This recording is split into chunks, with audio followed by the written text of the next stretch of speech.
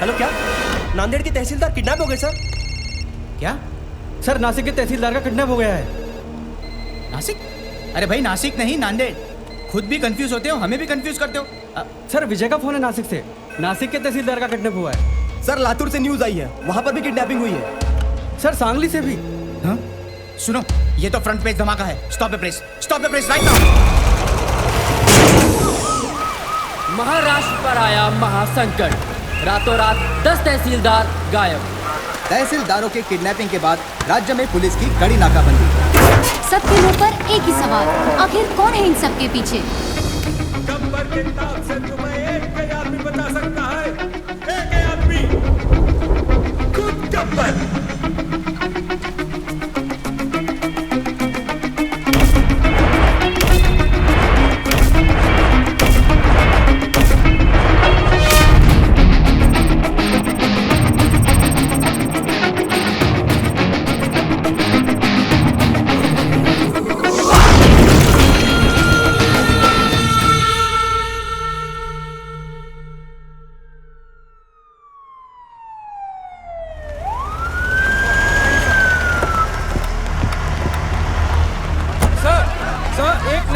पूरे 10 तहसीलदार अचानक गायब हो गए और होम मिनिस्ट्री से अभी तक कोई स्टेटमेंट नहीं आया है। इस वारदात को 3 दिन हो गए हैं सर। आप बताएंगे आप लोग क्या कर रहे हैं? देखिए, मामले की जांच चल रही है।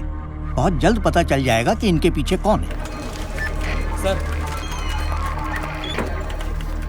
मिनिस्टर साहब, इस केस में पुलिस के रोल पे भी सवाल उठाया जा रहा है। इस बारे में आपको क्या कहना है? हमने एक स्पेशल टास्क फोर्स गठित किया है जिसको कमिश्नर पंत हेड कर रहे हैं।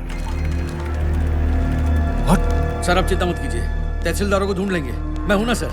अच्छा जैन सर, अभी अभी न्यूज आई है सर, जो तहसीलदार जहां से किडनैप हुए थे वो वहां वापस आ गए हैं सर। Good news. चलो चलो अनाउंस करो जल्दी। सर प्रॉब्लम है सर, सिर्फ 9 लोग ही वापस आए सर। व्हाट? तो 10वां कहाँ है?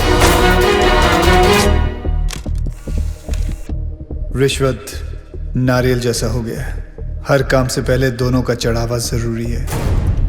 सरकारी डिपार्टमेंट्स ने आम आदमी की जिंदगी न्यूज़पेपर जैसी बना दी है। सुबह कमोड पे पलटने से शुरू होती है और रात तक रद्दी बनके किसी कोने में पड़ी मिलती है। पर अब ऐसा नहीं होगा। हर फ्राइडे जब एक फिल्म रिलीज होती है, उसी के साथ एक सरकारी ऑफिसर भी रिलीज होगा, या तो करप्शन से या दुनिया से। और हाँ, ना मैं सरकारी हूं, ना मैं गैर कानूनी, ना मैं कोई नेता हूं और ना ही कोई टेररिस्ट। काम से हीरो, नाम से विलन। मैं गब्बर हूं, गब्बर। सबके कर्म सामने आएंगे। वो क्या है ना, कर्मा रिश्वत नहीं लेता। ये सीडी किसी भी हालत में लीक नहीं होनी चाहिए। अभी अभी गब्बर नाम के एक शख्स ने हमारे चैनल को एक सीडी भेजी है। आइए सुनते हैं उस सीडी में क्या है। ये है गब्बर की सीडी जो देश के हर कोने में मिल रही है। यहाँ देखिए कितनी भीड़ जमा हो गई है इस सीडी को खरीदने के लिए। और यही नहीं, सोशल मीडिया साइट्स पे भी ये वायरल हो चुकी है और जोरों शोरों से शेयर की जा रही है। क्या एक ऐसे आधे अधूरे आदमी को मारने से ये करप्शन खत्म हो जाएगा? नहीं यार, मुझे तो लगता है सही है। देखो ना आजकल कैसे करप्शन की रेस चल रही है। और वैसे भी जीतने वाले को अगर मेडल की जगह मौत मिलेगी तो सब साले उल्टा दौड़ना शुरू कर देंगे। हाँ उन तहसीलदारों ने कब रिश्वत ली, कितने बजे ली, किससे ली, उस पैसे का इस्तेमाल कहाँ किया, किधर इन्वेस्ट किया? प्रॉपर्टी के 7-12 तक अटैच है। सर, सीबीआई लेवल की इंक्वायरी की है इस गब्बर ने। हाँ सर, इतने सारे सबूत इकट्ठा करना किसी बाहरी आदमी के बस की बात है ही नहीं सर। जरूर कोई ऑफिस के अंदर से सारी इन्फॉर्मेशन उस किडनैपर तक पहुंचा रहा था। कौन हो सकता है वो? सर कोई ऐसा, मुझे समझ में आ गया सर, समझ में आ गया। 10 किडनैपिंग, 10 ऑफिसर्स, यानी 10 लोगों की टीम। ये 10 लोगों का काम नहीं है यार। साधु, तेरी पगार कितनी है और तू बात कितनी करता है?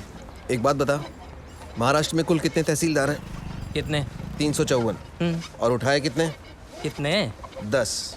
हाँ 10। तो फिर प्लान करने के लिए एक आदमी बहुत होता है, लेकिन किडनैप करने के लिए कितने लोग चाहिए?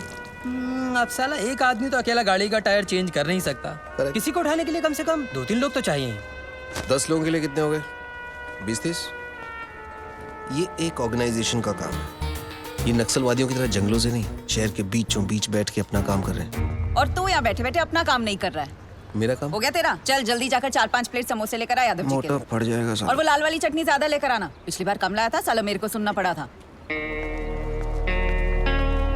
समोसे पे चटनी लगाते रह जाएंगे ये लोग, और वहाँ गब्बर अपना काम करता रहेगा। He is a devil. सारे के सारे 9 तहसीलदार ऐसे ब्लैंक हो गए हैं जैसे किसी ने उनकी मेमोरी कार्ड को इरेज कर दिया हो।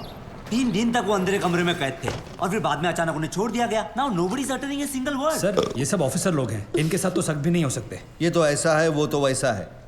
अगर किसी के पास कोई काम का आइडिया है तो बोलो। सर, सर, तू क्यों हाथ उठा रहा है भाई? साहब कह रहे थे किसी के पास कोई आइडिया हो तो। कौन रे तू? कांस्टेबल साधु राम साहब, यादव जी का ड्राइवर हूँ, इनके लिए दवाई लाया था रजिस्ट्रेशन की। फिर हाथ क्यों उठाया? सब मेरे पास आइडिया है। मेरे पास एयरटेल है। इधर आ। इधर इधर। शाबाश शाबाश। अभी बेटे दवाई ले आया ना? अब एक काम कर, 6 प्लेट समोसे ले आ। जा जी। दौड़ दौड़ दौड़ दौड़ दौड़। सर, जिस तरह हर ऑफिस में एक ऐसा अबे आदमी होता है- साधु की औलाद, तू ड्राइवर है ना, ड्राइवर की तरह रह। जीप चला, दिमाग मत चला। सर मैं तो सिर्फ ओ एक हीरो, कहना चाहता हूं। जेम्स बॉन्ड समझ रहा है क्या अपने आप को? हीरो समझ रहा है? आईने में कभी अपनी सूरत देखी है क्या? चल चल निकल, चल निकल। सर 1 मिनट के लिए अगर आप मेरी बात सुन लें। बहरा हो गया है, निकल यहाँ से। सुना नहीं? निकल। ओए लल्लू, लाल चटनी मत भूल जाना। मेरा ड्राइवर जेम्स बॉन्ड बन गया।